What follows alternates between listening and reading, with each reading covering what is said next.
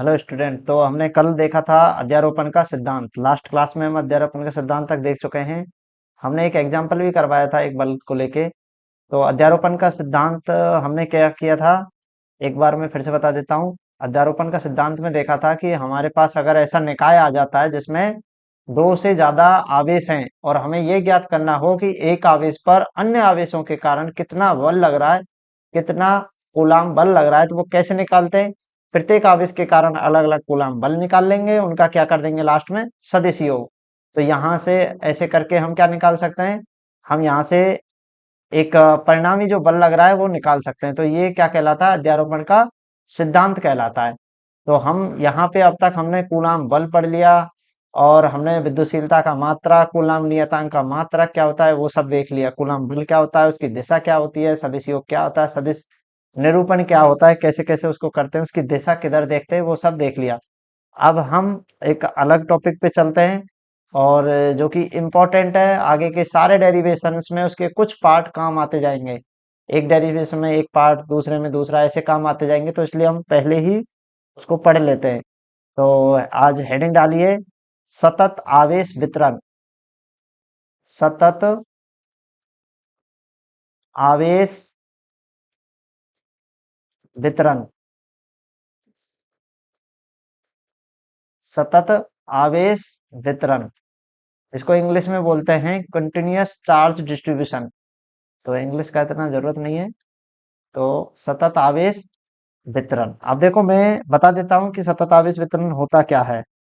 अब बेसिकली अपने पास हमने क्या देखा था कि हमने ऐसे देखा था, पॉइंट चार्ज देखे थे अभी तक। तो प्लस क्यू था, फिर एक और चार्ज था प्लस क्यू, तो इन पे आवेश बल लग रहा था, बल के बारे में अच्छे से देख लिया।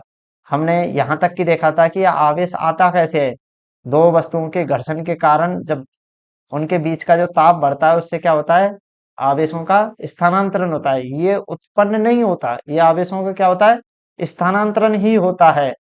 और ये जो स्थानांतरण होता है वो किस प्रकार से होता है ये भी हमने देख लिया था कि किस पे धनावेश आएगा, इलेक्ट्रॉन निकल रहे हैं तो वस्तु पे धनावेश आएगा। ये भी हमने एक क्वेश्चन देखा था। अब हम देख रहे हैं कि अगर हमने कोई वस्तु है, अगर हमारे पास कोई वस्तु है, इस पे हमने क्यू आवेश दिया, माना कि इस पे हमने क्या दिया, अभी नोट नहीं करना, मैं बस समझाने के हिसाब से ये डायग्राम बना रहा हूँ। अपने पास कोई वस्तु है, इस वस्तु पे मानो कि क्यू आवेश हमने इस वस्तु पे क्या किया है, दिया है। क्या किया है, क्यू आवेश इस वस्तु पे दिया है। तो ये आवेश इस वस्तु में कहाँ कहाँ जाएगा, कैसे डिस्ट्रीब्यूट होगा, इसका वितरण आवेश, इसका वितरण कैसे होगा कि अगर हमने मान लो कि एक लंबाई वाली छड़ है उस पे आवेश दिया है तो कैसे बटेगा। अगर हमारे पास एक ऐसी वस्तु है जिसका क्षेत्रफल है, द्विविमीय वस्तु है, कैसे है द्विविमीय, तो आवेश कैसे जाएगा, उसका वितरण कैसे होगा। अगर हमारे पास त्रिविमीय वस्तु आ जाए, त्रिविमीय वस्तु में कौन सा उदाहरण ले सकते हैं हम एक बॉक्स बना के उसका उदाहरण ले सकते हैं कि अपने पास त्रिविमीय में एक बॉक्स है, ये मान लो। अगर मैं इस पे आवेश देता हूँ तो इस पे आवेश जो वितरण होगा वो कैसे होगा, किस प्रकार से होगा, और उसको हम कैसे परिभाषित करेंगे। अब मान के चलो, मैं पहले समझा रहा हूँ, तो मान के चलो कि अपने पास एक विमीय वस्तु है। इतना तो यहाँ से पता चल गया कि अपने पास तीन प्रकार की वस्तु हो सकती है।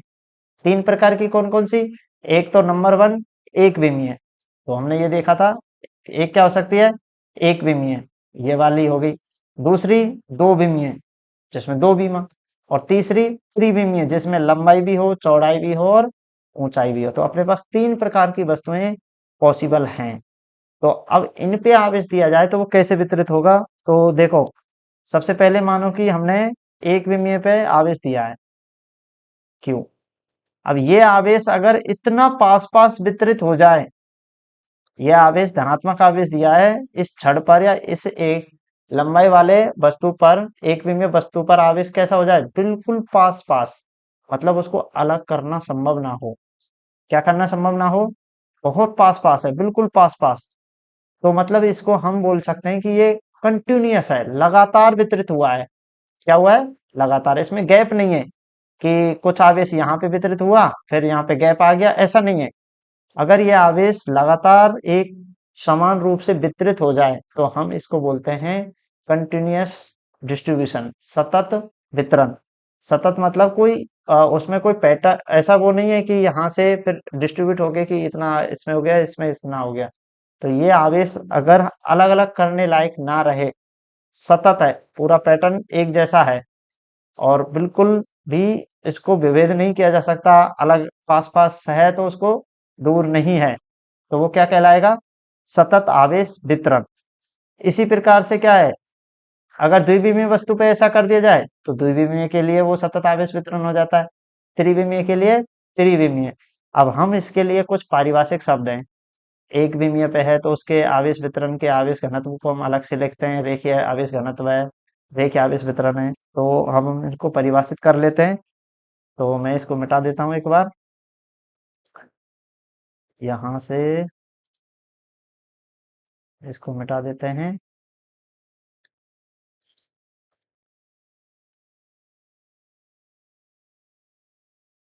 और जो भी लिखाया जा रहा है उसको एक बार रफ में अच्छे से प्रैक्टिस कर लेना है, क्योंकि प्रैक्टिस नहीं करोगे तो ये क्या है, नए नए टॉपिक आते हैं हर बार, ऐसे लगता है कि नया टॉपिक है, क्योंकि जाना पहचाना तो नहीं है, तुम पहली बार ही पढ़ रहे हो इसको। तो सतत आवेश वितरण में लिखो, जब किसी, परिभाषा में वही लिखाएंगे हम जो भी हमने अब समझाया, जब किसी वस्तु को आवेश दिया जाता है तो, जब किसी वस्तु को आवेश दिया जाता है तो इन वस्तुओं पर, इन वस्तुओं पर आवेश का वितरण, इन वस्तुओं पर आवेश वितरण, ऐसे लिख लो, इन वस्तुओं पर वितरण आवेश वितरण इतना, आवेश वितरण इतना अधिक पास पास होता है कि, आवेश वितरण इतना अधिक पास पास होता है कि आवेश को, होता है कि आवेश को पृथक करना संभव नहीं होता है, होता है कि आवेश को पृथक करना, पृथक का मतलब होता है अलग, पृथक करना संभव नहीं होता है।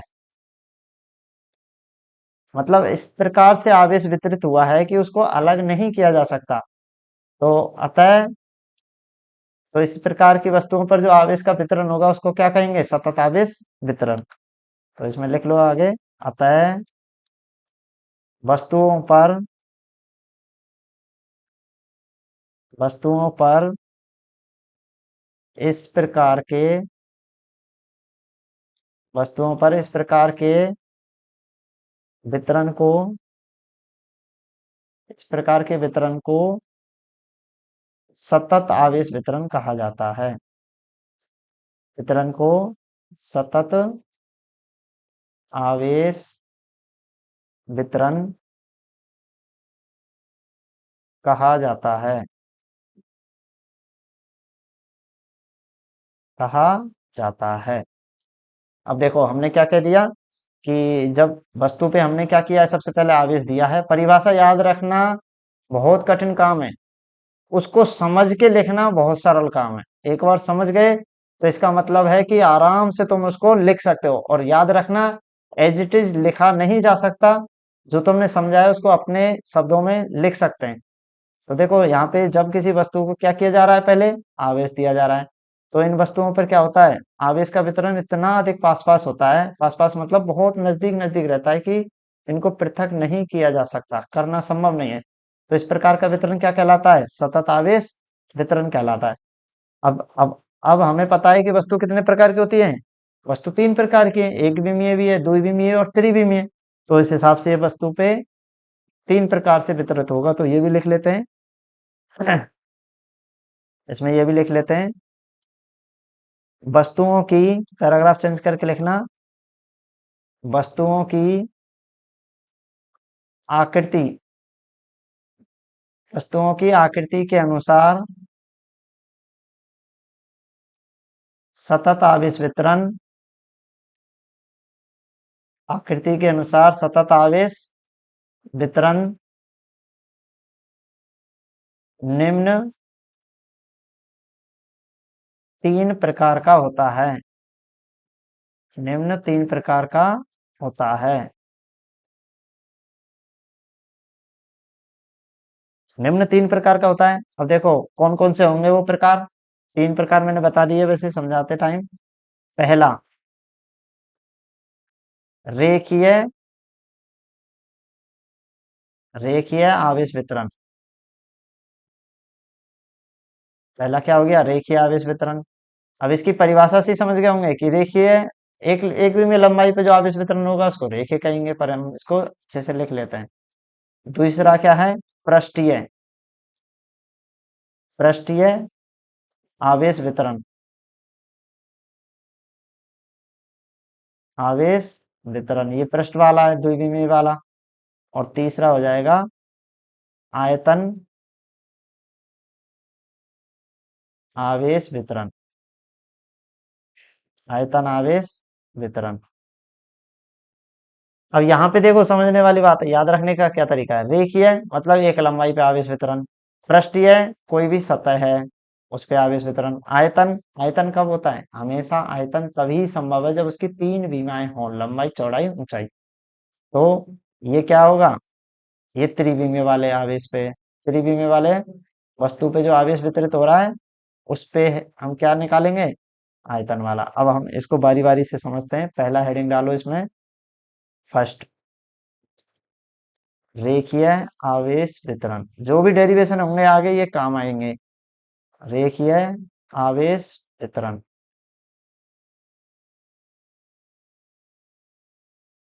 तो इसमें नोट करें। अब समझा तो दिया ही है। किस पे आवेश होगा? ये एक विमीय वस्तु पे आवेश का वितरण होगा। तो अब इसमें हम लिखेंगे, इसमें लिखो, जब किसी जब किसी एक विमीय वस्तु पर जब किसी एक विमीय वस्तु को, ऐसे लिखना, जब किसी एक विमीय वस्तु को क्या करेंगे? आवेश दिया जाता है तो आवेश दिया जाता है तो वस्तु पर वस्तु पर आवेश का वस्तु पर आवेश का कैसा होगा? सतत वितरण होगा। आवेश का सतत वितरण होता है। सतत वितरण की परिभाषा हम पहले लिखा चुके हैं। सतत वितरण क्या होता है कि मतलब आवेश इस प्रकार से वितरित हो गया कि उसको अलग करना संभव नहीं है, बहुत पास पास है, नजदीक नजदीक है।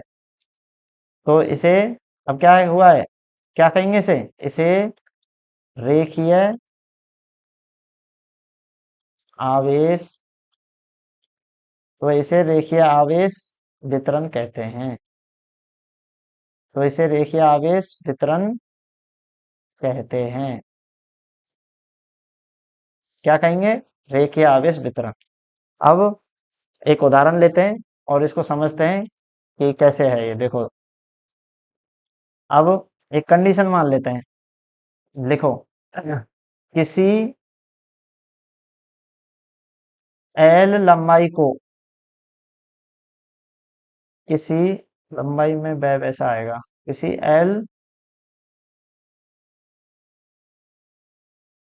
एल लंबाई, ऐसा ही आएगा, किसी एल लंबाई को क्यू आवेश दिया जाता है, या फिर ऐसे लोगों, किसी एल लंबाई को दिया गया आवेश दिया गया आवेश क्यू है, तो अब ध्यान से देखना, ये शब्द को पहले लिख लो फिर मैं समझा देता हूँ। तो प्रति एकांक, ये इंपॉर्टेंट है, इसकी परिभाषा आती है। तो प्रति एकांक लंबाई में, प्रति एकांक लंबाई में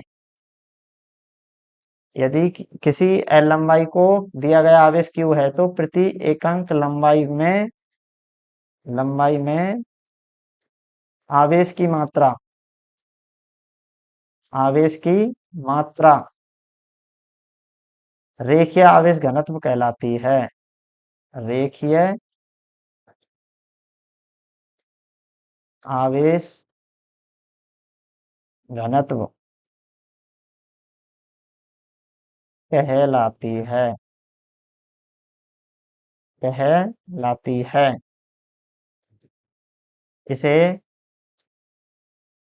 लेमडा इसे लेमडा का चिन्ह सही से बनाना, ऐसे करके ऐसे ब्रैकेट में लिख लेना, भूल जाते हो। लेमडा लेमडा इसे लेमडा से व्यक्त करते हैं से व्यक्त करते हैं। अब देखो ध्यान से मैंने क्या लिखा है। पहले तो ये देख लिया कि रेखीय आवेश आवेश वितरण क्या होता है। रेखीय आवेश वितरण का मतलब है कोई कैसी वस्तु है, रेखीय वस्तु है, एक विमीय वस्तु, एक विमीय या फिर रेखीय, बात एक ही है। रेखा वाली जैसी वस्तु है। रेखा कैसी होती है, एक विमीय होती है, उसमें लंबाई होगी, चौड़ाई नहीं है और ऊंचाई नहीं है। तो देखो आवेश वितरण किस पे हो रहा है, रेखीय पे, ये समझ गए। अब हमने क्या किया, एक एल लंबाई की क्या लिया है वस्तु, उस पे कितना आवेश दिया है, क्यू। अब इस एल लंबाई की वस्तु पे क्यू आवेश दे दिया, तो हम क्या कह रहे हैं कि प्रति एकांक लंबाई, यानी कि अपने पास ये कोई वस्तु है, लिख देता हूँ, चित्र बना देता हूँ। अपने पास एक वस्तु है एल लंबाई की, इसकी लंबाई क्या है, एल।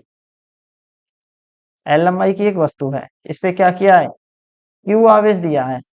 क्या किया है, क्यू आवेश दिया है। तो क्यू आवेश कहाँ आ गया, ये प्लस प्लस आ गया, ये आ गया साहब। हमने इस पे पास पास बना लिया, क्यों, सतत आवेश वितरण है।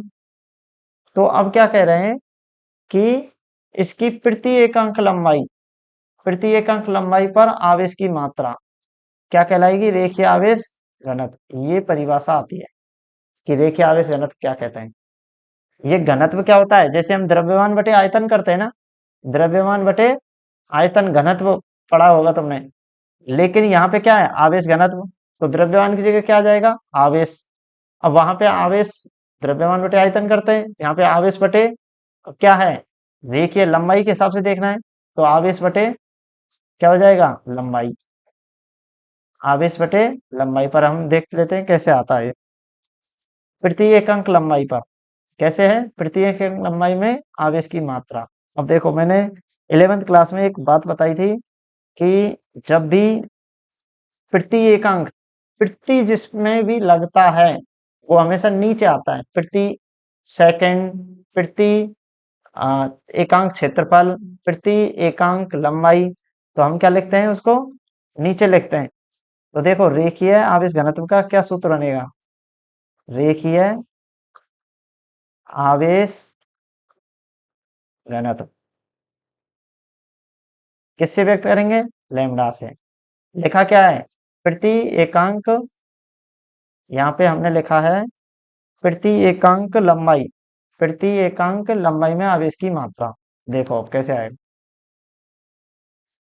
जब हमने बोला है प्रति एकांक, तो प्रति एकांक आवेश मतलब प्रति एकांक लंबाई, शब्द को देखना है यहाँ से ध्यान से, ये मेन इंपॉर्टेंट है, ये समझ गए तो आगे आसान हो जाएगा। प्रति एकांक लंबाई, तो प्रति किस पे लगा है, लंबाई पे, तो लंबाई कहाँ आएगा, नीचे। तो ये लिख दिया मैंने, लंबाई। लंबाई क्या है, एल। आवेश की मात्रा, प्रति एकांक लंबाई में क्या निकालनी है, आवेश की मात्रा। तो मैं क्या करूंगा, ऊपर क्या लिख दूंगा, कितना आवेश दिया है, आवेश क्यू, कितना आवेश दिया है, क्यू आवेश दिया है।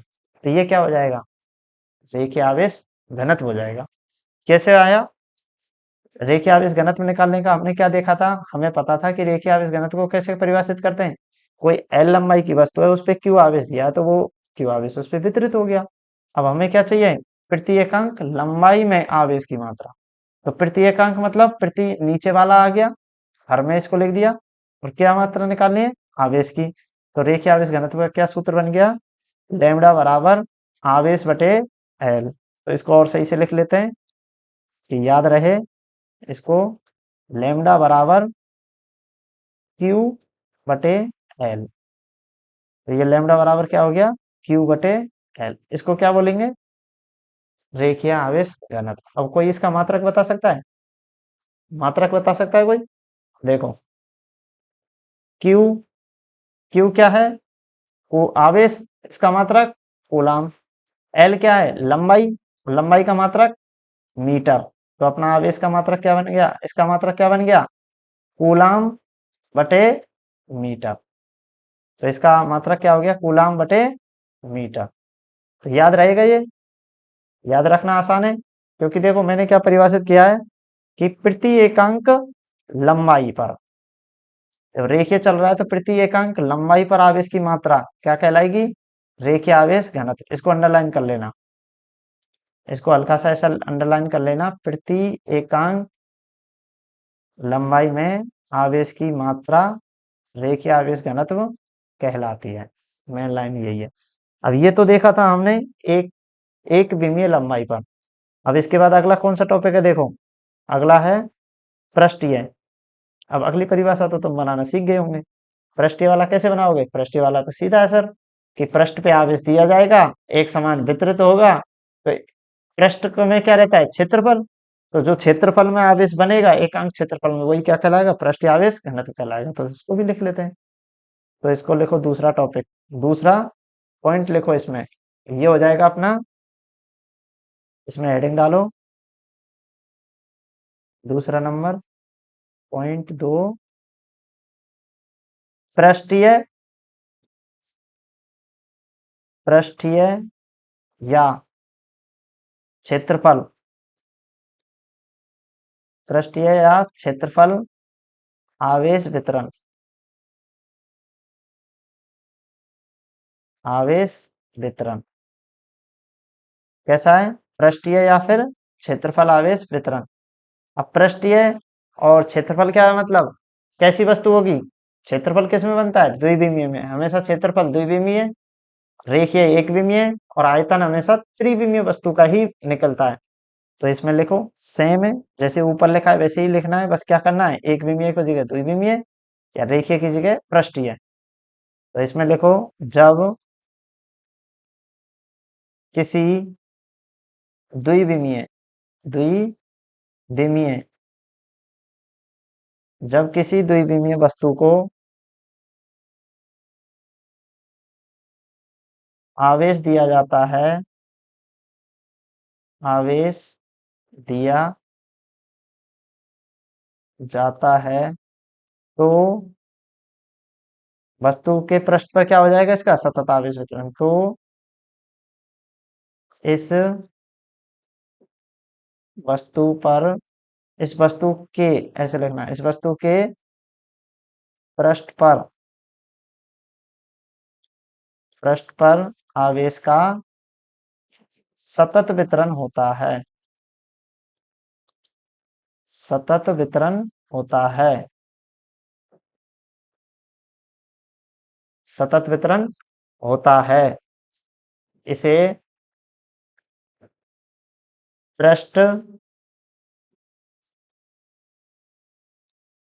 इसे पृष्ठ या क्षेत्रफल, इसे पृष्ठीय, पृष्ठीय या क्षेत्रफल आवेश वितरण कहते हैं, आवेश वितरण कहते हैं। तो यहाँ से हमने क्या देख लिया, हमने पहले वाले में क्या देखा था, एक विमीय था, रेखीय था।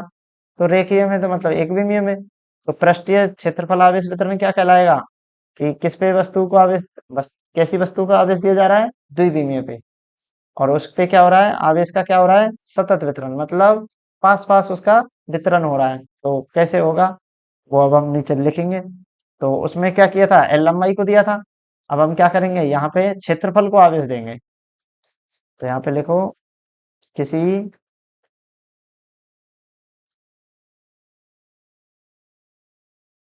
क्षेत्रफल ए को दिया गया दिया गया आवेश क्यू है तो ये टॉपिक ना बड़े बड़े क्वेश्चन बड़े बड़े आगे आगे की क्लासों में चलता है। हायर लेवल पे भी अच्छा चलता है। दिया गया आवेश क्या है, क्यू है तो अब वहां पे क्या लिखा था, प्रति एकांक लंबाई में, तो यहाँ पे क्या लिखेंगे, तो प्रति एकांक क्षेत्रफल में, प्रति एकांक क्षेत्रफल में आवेश की मात्रा, क्षेत्रफल में आवेश की मात्रा को पृष्ठीय आवेश घनत्व, पृष्ठीय आवेश घनत्व कहते हैं। ये परिभाषा याद होना चाहिए, पूछ सकता है एग्जामिनर। तो क्या कहते हैं, पृष्ठीय आवेश घनत्व कहते हैं। अब इसमें लिख लो पृष्ठीय आवेश घनत्व को, पृष्ठीय आवेश घनत्व को, अब देखो वहां पे तो लैम्बडा से व्यक्त किया, अब यहाँ पे क्या करेंगे, पृष्ठीय आवेश घनत्व को सिग्मा, सिग्मा कैसे लिखाना है, ऐसे सिग्मा से, ये पूरा गुलाम बनाना है ऐसे, चाहिए ऐसे कर दो,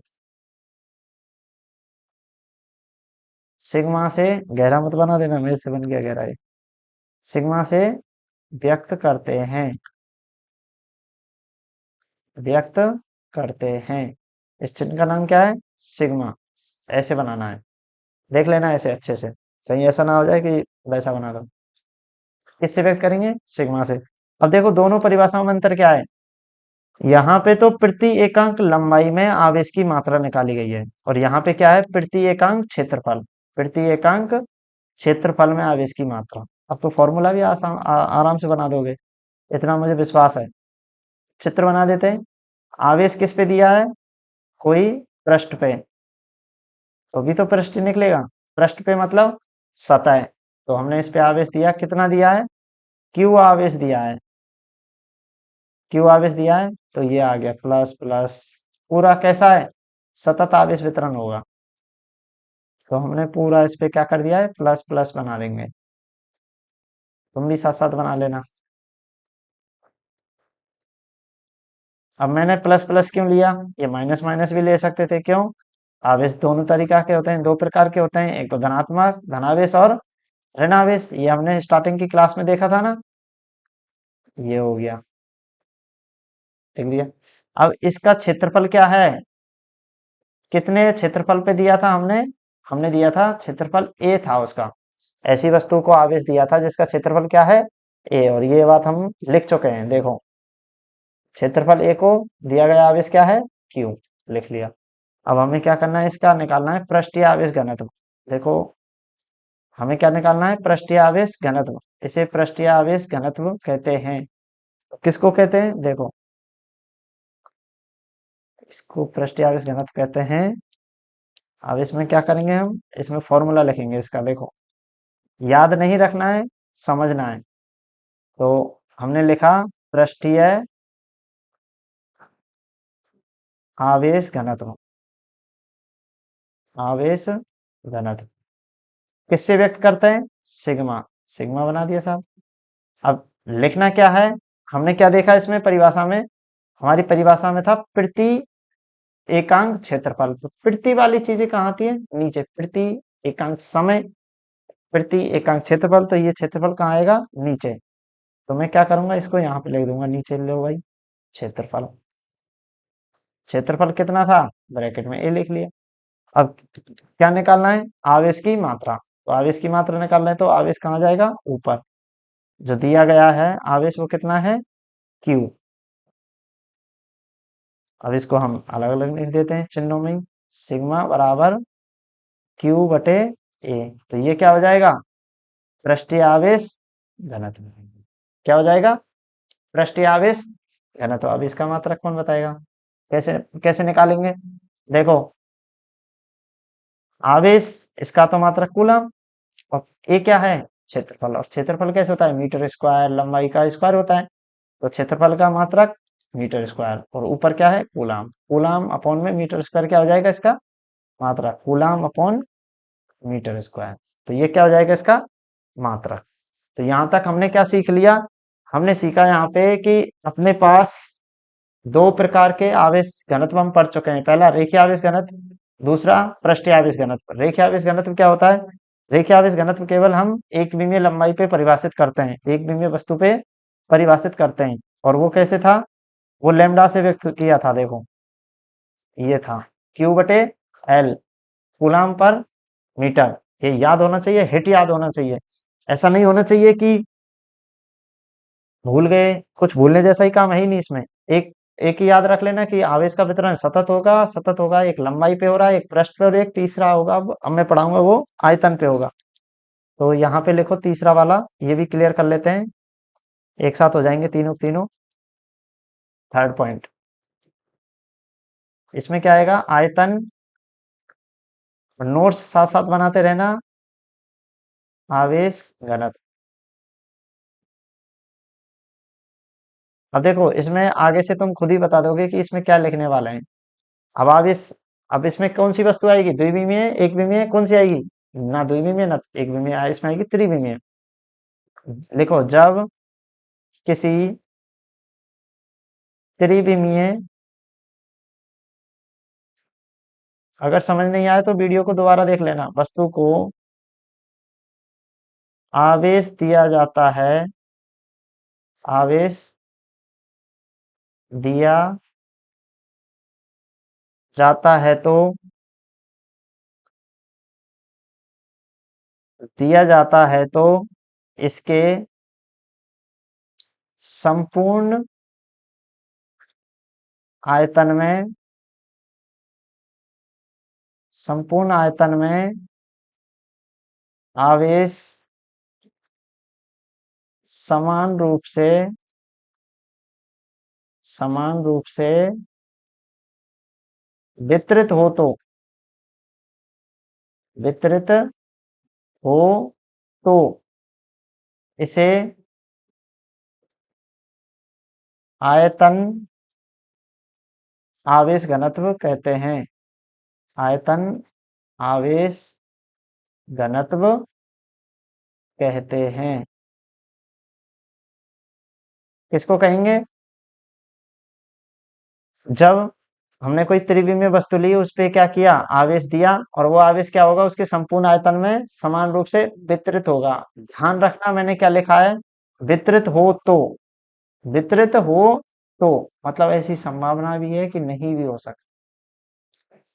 केवल चालक धातु वाली सतहों को छोड़ के उसके अंदर तक समान रूप से वितरित होता है सभी में, अचालक धातुओं, अचालक वस्तुओं में। किसकी बात हो रही है, अचालक वस्तुओं की, ये हम आगे आपको बता देंगे। तो समान रूप से आवेश वितरित हो तो, देखो मैं बता देता हूं, तो मैं चलो यहीं पे बता देता हूं। अगर हमारे पास कोई चालक धातु है, क्या है, चालक धातु का बॉक्स है, चालक धातु का बॉक्स है, और हमने उस पे आवेश दिया, तो ये जो चालक धातु का बॉक्स है, इस पे जो आवेश आएगा ना, वो तो केवल इसके पृष्ठ पे ही आएगा। क्या आएगा, पृष्ठ पे ही आएगा, ऐसे ऊपर ऊपर सतह पे ही आवेश आएगा, अंदर नहीं जाएगा, ध्यान रखना। इसके अंदर आवेश पूछा जाए तो चालक पृष्ठ के, चालक धातु के अंदर आवेश कितना जाएगा, तो सीधा ही उसका आंसर होगा 0, कुछ नहीं जाएगा। ये क्वेश्चन शायद 12th क्लास में आया भी है, कि ऐसे पूछता है कि चालक धातु की प्लेट है, उस पे इतना आवेश दिया जाता है, तो अंदर विद्युत क्षेत्र कितना होगा। जब अंदर आवेश है ही नहीं तो विद्युत क्षेत्र नहीं होगा, तो ये कहाँ से पता चलेगा, ये यहीं से पता चलेगा। अगर आवेश, वस्तु कैसी है, अचालक, ये यहाँ पे लिख लेना, यहाँ ब्रैकेट में लिख लेना, वस्तु कैसी होगी, अचालक। वस्तु कैसी होगी, अचालक लिख लेना, ऐसे ऐसे हल्का सा लिख लेना कि याद रहे, वस्तु कैसी है, अचालक। तो क्या होगा, आवेश अचालक में कन्फर्म है कि जो आवेश होगा वो उसके संपूर्ण आयतन, अंदर भी पूर्ण तरीका से सतत रूप से वितरित होगा, तो इसको क्या कहेंगे, आयतन आवेश घनत्व। तो हम इसको क्या कह देंगे, आयतन आवेश घनत्व कह देंगे। अब हमें आयतन आवेश वितरण कहेंगे, अभी तो घनत्व नहीं लिखा है, इसको थोड़ा सा मिटा लेना। आयतन आवेश घनत्व नहीं, वितरण। घनत्व तो हम फॉर्मूला बनाएंगे तो उसको कहेंगे। आयतन आवेश वितरण। और इसमें ऊपर भी थोड़ा सा करेक्शन कर लेना, ये मिस्टेक हो गया है। इसमें घनत्व की जगह क्या करना है, वितरण। आयतन आवेश वितरण। अब हम आयतन आवेश घनत्व के लिए क्या करेंगे, अब फॉर्मूला लिखेंगे, देखो वो निकालेंगे। अब क्या करेंगे, यदि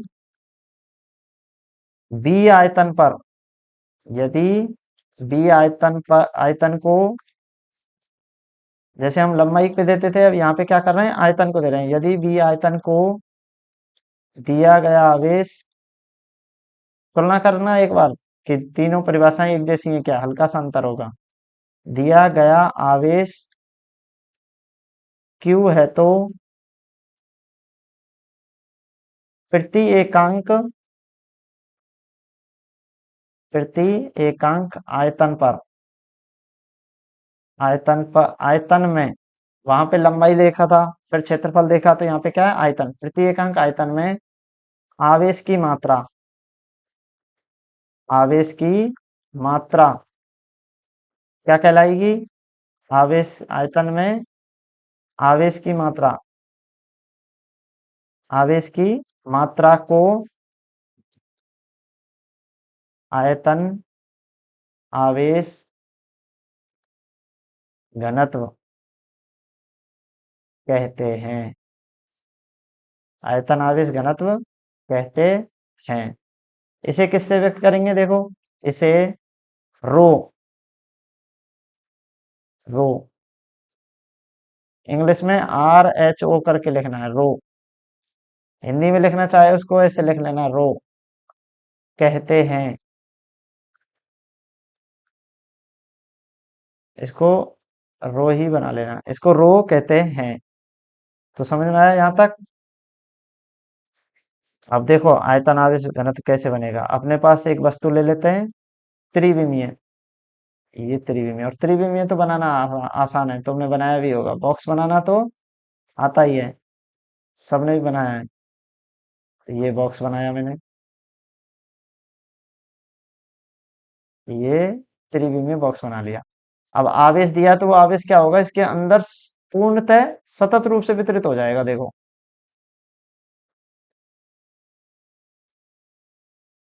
ये आवेश मैंने इस पे बना दिया।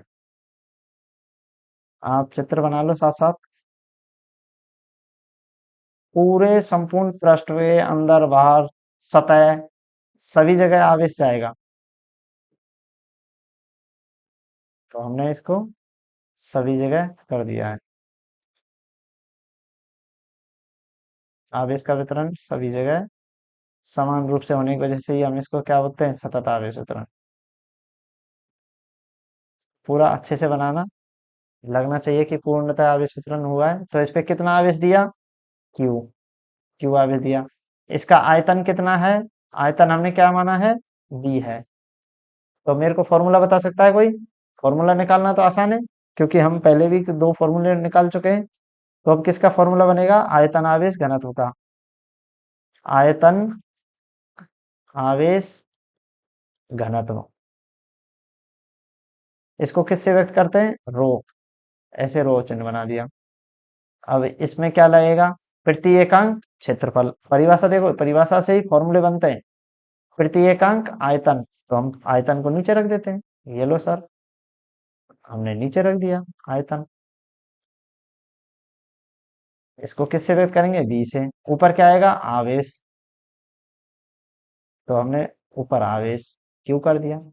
इसको क्या कर सकते हैं, रो बराबर क्यू बटे बी लिख दिया। अब बोलोगे सर मात्रक क्या होगा, ये तो अपने पास क्या आ गया, आयतन आवेश घनत्व आ गया। अब इसका मात्रक बताओ मुझे कोई। देखो ये तो कुल आवेश है तो इसका क्यू, और ये आयतन है, आयतन किस में होता है, मीटर क्यूब में। तो ये लो इसका मात्रक भी, कूलाम पर मीटर क्यूब। तो ये इसका मात्रक आ गया। तो इस प्रकार से हमने क्या देख लिए, तीन समीकरण हमने निकाले। पहला, रेखीय आवेश घनत्व, दूसरा हमने निकाला कूलाम पर मीटर आया, दूसरा हमने निकाला कूलाम पर मीटर स्क्वायर पृष्ठीय आवेश घनत्व, तीसरा हमने निकाल लिया आयतन आवेश घनत्व। तो ये अपने 3 प्रकार से आवेशों का क्या हो सकता है, वितरण हो सकता है। 3 से ज़्यादा प्रकार के आवेश का वितरण नहीं होता, क्योंकि ये 3 प्रकार की ही वस्तु होती है, एक विमीय वस्तु, द्विविमीय वस्तु, त्रिविमीय वस्तु। अब मेरे से एक क्वेश्चन पूछा जाए कि बताओ एक बॉल है, एक क्या है, बॉल, उस पे आवेश का वितरण कैसे होगा? देखो बॉल के अंदर कोई सतह तो खाली रिक्त स्थान है तो वो सतह पे जाएगा। अगर बॉल क्या है, ठोस है और वो अचालक है तो उसका आवेश वितरण क्या हो जाएगा? उस पे आवेश वितरण क्या हो जाएगा? अंदर तक जाएगा, त्रिविमीय वाला होगा, आयतन आवेश घनत्व होगा उस पे। ऐसे अगर कोई बॉल नहीं होके क्या है, ठोस है, ठोस है उसके अंदर, अगर बॉल जैसी है तो उसके पृष्ठ पे आएगा, अंदर जाने के लिए वो जगह ही नहीं है, जगह तो है पर वो रुक नहीं सकता वहां पे। तो इस प्रकार से क्या हो गया, हमने निकाला आज आवेश वितरण पढ़ा, रेखीय आवेश वितरण, द्विविमीय और त्रिविमीय।